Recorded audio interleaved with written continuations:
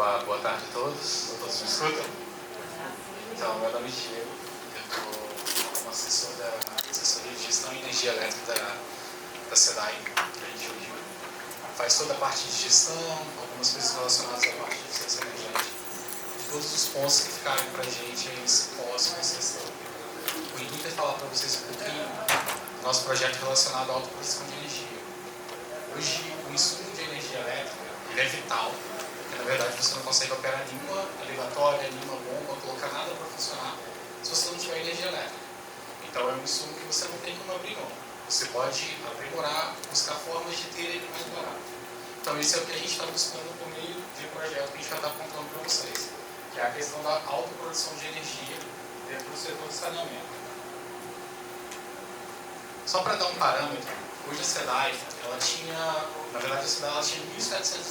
pontos de energia, distribuídos entre as unidades de captação, tratamento, unidades de esgoto, pontos de telemedição, e isso dividido por vários municípios dentro do estado do Rio de Janeiro.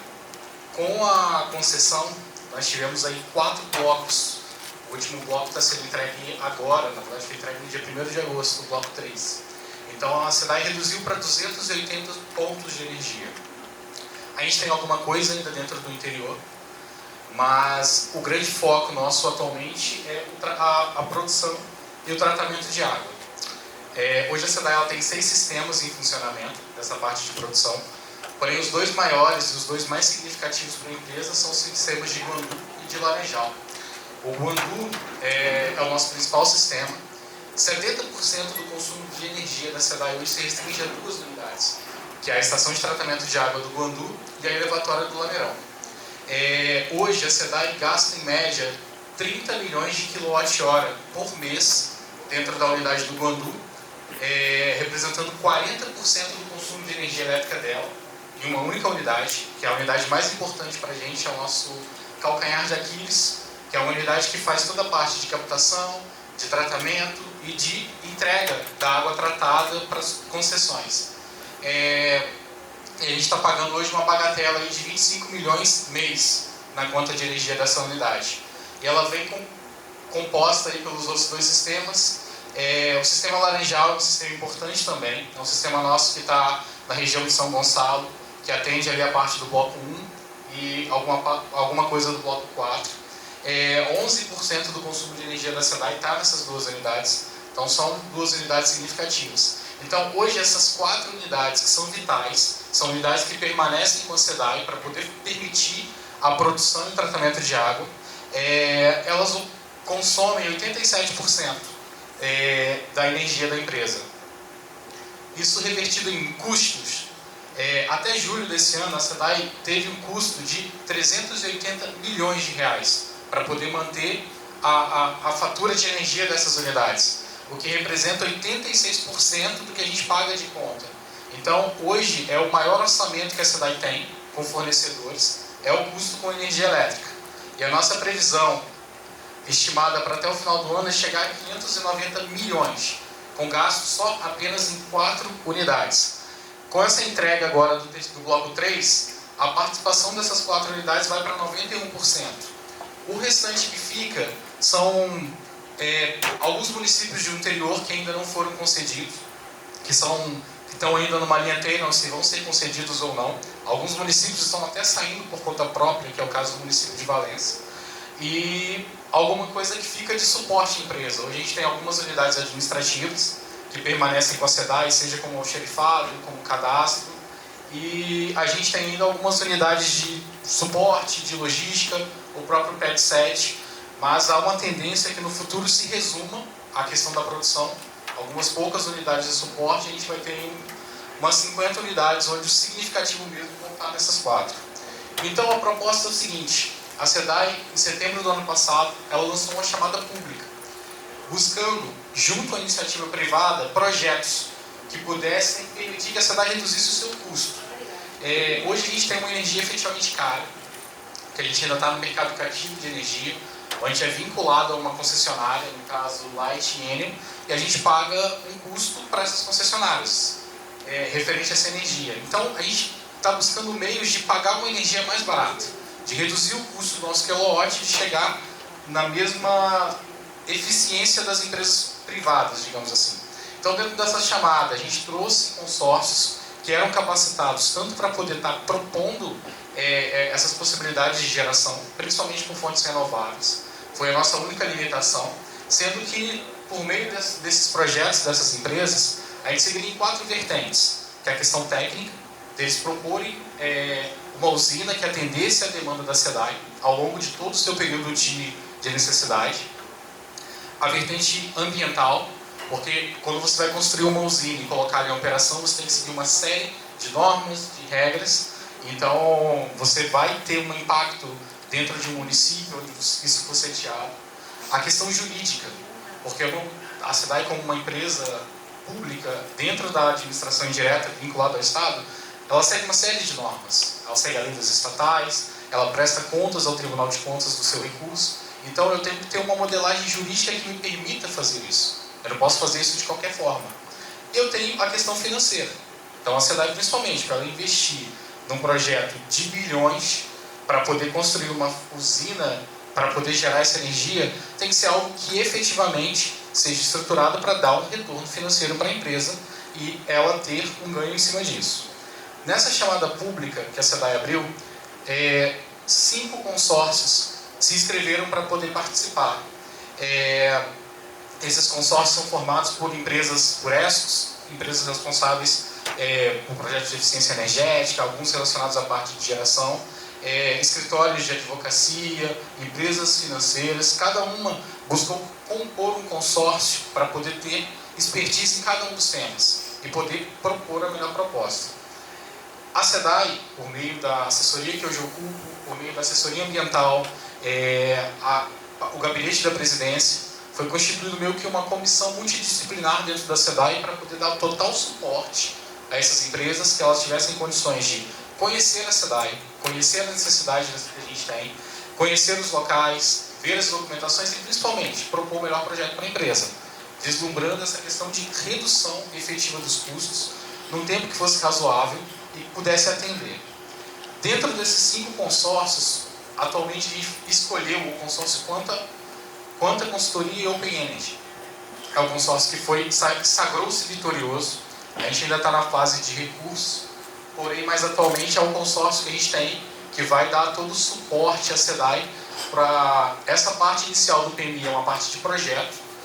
A gente vai elaborar esses projetos, vai colocar esse projeto de uma forma mais detalhada para o mercado, para futuramente expandir, elaborar e colocar essa usina efetivamente em operação. O projeto que foi proposto para a SEDAI, ele é composto de quê? De uma usina de produção remota. Essa usina tem que fazer alguns ajustes, mas essa seria uma usina que teria a capacidade de atender plenamente o consumo de energia da SEDAI. O proposto inicialmente foi que esse atendimento seria por 20 anos, mas a gente tem a premissa de fazer uma alteração para poder já atender a gente por 30 anos. Dentre as fontes renováveis que a gente recebeu o tipo de projeto foi a eólica e a solar. A solar foi a mais comum do que a gente observou, apesar de a gente ter algumas possibilidades hídricas. Mas o projeto de geração solar, até pela predominância de sol ao longo do país, a gente não restringiu o nível de área. Vai ser uma usina remota, que vai poder estar situada em áreas de abrangência, principalmente norte de Minas, região de Nordeste. Observaram até algumas coisas do Sul. A empresa que ganhou fez 5 cenários possíveis. No Rio de Janeiro, o grande impeditivo para você implantar um projeto desse porte é a questão de área. Para o Grandu, para poder atender essas 4 unidades, necessitaria de uma área superior a 600 hectares. Então não é uma área que você acha fácil para poder implantar, praticamente é todo um sistema plano. Então você não teria toda essa abrangência para poder fazer um projeto que fosse viável para poder ser atendido e dar o retorno financeiro que a gente precisa, até nível de eficiência solar. Principalmente no Nordeste, norte de Minas, são as principais áreas do país para poder fazer esse tipo de projeto, e é onde a gente está observando que estão crescendo muito desse tipo de projeto, por ser áreas com grande abrangência de territórios propícios a isso, essa questão da insolação. Com essa usina de autoprodução, a SEDAI espera reduzir o consumo, o custo dela de energia elétrica, que está previsto para 590 milhões só esse ano, sendo uma economia estimada em 9 bilhões no período de 20 anos. Como investimos em fonte renovável, a gente vai ter a possibilidade da emissão de quase 200 mil toneladas da emissão de gás carbônico, ou seja, também contribuindo para a questão da social, ambiental, a questão do ESG. Além desse projeto principal, que corresponde, na verdade, a uma usina de produção remota, a gente recebeu alguns projetos incrementais, que até eram um ponto de uma nota adicional para as empresas. Foi proposto a questão de projetos de eficiência energética. A eficiência energética permitiria o quê? Você reduzisse não o custo, mas o consumo da energia elétrica. Grande parte desses parques nossos, eles são... o Lameirão tem 50 anos, o Guanduja também já passa dos seus 50. E grande parte dos sistemas e dos motores que são plenamente eficientes e em funcionamento, eles são dessa fase. Então, há muito que investir em modernização, substituição dos sistemas que hoje são obsoletos, você modernizar a rede interna para você melhorar a qualidade, não só a qualidade de energia, mas a confiabilidade do sistema. Então, a gente vem tendo alguns problemas com relação a isso, e o intuito desse projeto é melhorar essa segurança energética das unidades. Alheio a isso, também foi proposta a questão de migração para o mercado livre de energia. O mercado livre é uma forma que está se tornando cada vez comum, e a tendência é que no futuro todo mundo tenha essa possibilidade. Hoje eu acredito que todo mundo aqui está vinculado a uma conta de energia ou da Light ou da Eni, de acordo com onde situa a sua residência. Mas o mercado livre nada mais é o seguinte: hoje você paga para a Light tanto para usar a rede dela, como pela energia que chega até a sua casa. No futuro, bem próximo, na verdade a partir do ano que vem, qualquer um vai poder fazer isso. Ao invés de você pagar a energia que a Light comprou para te vender, você vai ter a possibilidade de comprar energia direta de um gerador. Ou seja, você tira a fatia que a Light compra, ela coloca logicamente um lucro, alguma coisa assim, e te revende. Você comprando direto do gerador, você tem a possibilidade de pagar mais barato. Além disso, você tem a possibilidade também de saber o quanto você vai pagar ao longo do tempo. Hoje, da Light, reajustado anualmente, não tem uma lógica para isso. É em cima dos indicadores, das perdas que eles possuem, de uma série de fatores internos da Light. A partir do momento que você passa a comprar de um gerador, você fixa um contrato com ele por um período de tempo. O médio do mercado que a gente observou é de 5 anos, mas há a possibilidade de você fazer contratos maiores, onde você vai comprar a energia direto dessa empresa, você vai fixar esse valor por 5 anos e ele vai se reajustar pela taxa de inflação. Então você tem uma previsibilidade dos seus gastos e você tem uma possibilidade de ter uma economia. Hoje, no Mercado Livre, você tem a possibilidade de reduzir até 30% do seu gasto. Normalmente é de 10% a 30% a depender do tempo que você fica. Até no próximo slide eu vou dar um pouquinho essa questão desses principais vantagens que tem e também dos seus desafios, que nem só de vantagens é feito esse mercado.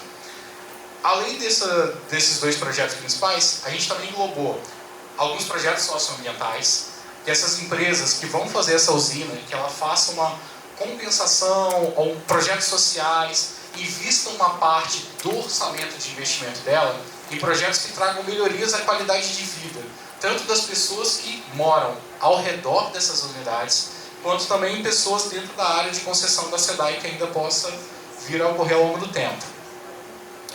A SEDAI vai ter a possibilidade de, como essa usina ela vai se tornando, com o tempo ela vai produzindo menos, há uma perspectiva que em 20 anos você reduza até 80% esse consumo.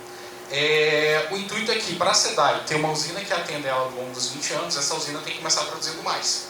Então ela vai produzir mais energia que a SEDAI necessita, e a SEDAI vai ter a possibilidade de comercializar essa energia excedente. Esse valor a mais, ela vai, na verdade, ser uma vendedora de energia dentro do Mercado Livre também, para poder possibilitar para os clientes que necessitam dessa energia, ela vende esse excedente e ela garante, a gente garante que o projeto, ao longo de todo o tempo, ele vai ter energia, vai gerar energia suficiente para, no mínimo, suprir o que a SEDAI precisa. Sendo que todo o excedente que a gente tem, a gente vai comercializar, sendo que esse excedente vai voltar para a SEDAI na forma ou de redução da contraprestação, que ela paga para o gerador, ou de alguma outra compensação, ou diretamente em créditos e tal. Além da possibilidade de geração local. A usina maior, para atender o porte, Guandu, Lameirão, a gente, só o Guandu serão na casa de 600 hectares, ou seja, é um terreno absurdamente grande. Porém, para poder a gente ter um parque local, para poder aproveitar algumas características como terrenos ao longo dessas unidades, aproveitar a questão da força hídrica, do potencial hídrico que a gente tem, há a possibilidade também de a gente fazer alguns pequenos projetos de geração local, para poder fazer uma questão ambiental próxima. E a vantagem da geração local é que você já gera, já alimenta a sua unidade, não passa nem para light e você ainda colabora para poder reduzir o consumo. Então a gente vai estar fazendo as duas vertentes, tanto gerar aquilo que a gente precisa, como também buscar reduzir o que a gente está consumindo hoje, para não ficar alimentando as nossas eficiências. E só para detalhar um pouquinho a questão do Mercado Livre, que vai ser...